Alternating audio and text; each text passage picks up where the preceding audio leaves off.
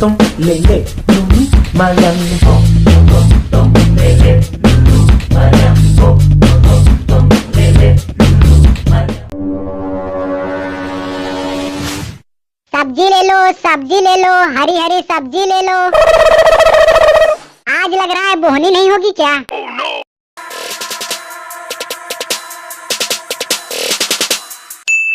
सब्जी वाले आलू कैसे दिए? मैडम 20 रुपए किलो है। अरे ठीक से दाम लगा, 2 किलो ले लूं। चलिए आपको 18 में लगा देते हैं। अरे महंगा लगा रहा है, हम तुम्हारे पुराने ग्राहक हैं, अभी कल ही 15 रुपए में ले गए थे। अरे मैडम कुछ तो भगवान से भी डरिए, आज ही मैंने दुकान खोली है, आज मेरा पहला ही दिन है। अरे क्या चाहिए भाई साहब? देखो भाई मेरा बहुत तेज मूड खराब है, मुझे तुरंत बीबी से लड़ने के लिए ताकत चाहिए, हिम्मत चाहिए और अक्ल भी चाहिए।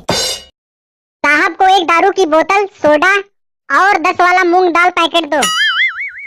भाई यहाँ चूहा मारने की दवा भी मिलती है क्या?